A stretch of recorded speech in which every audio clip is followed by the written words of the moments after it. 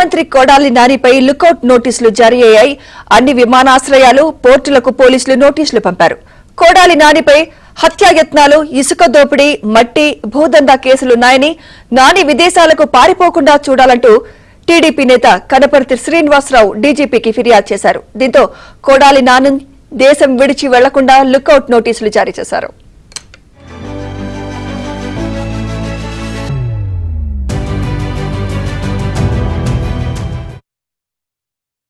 మాజీ మంత్రి కొడాలి నానిని వెంటనే అరెస్టు చేయమని చెప్పేసి తెలుగుదేశం పార్టీ తరఫున డిమాండ్ చేస్తా ఉన్నా.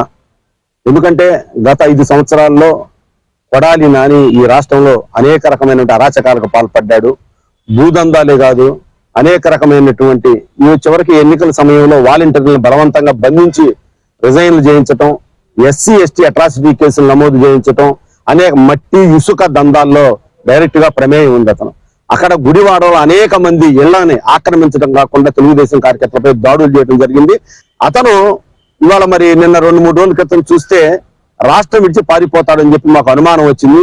అందుకని చెప్పేసి గౌరవ రాష్ట్ర డీజీపీ హరీష్ గుప్తా గారిని మేము కలిసి నేను ఒక రిప్రజెంటేషన్ ఇవ్వడం జరిగింది.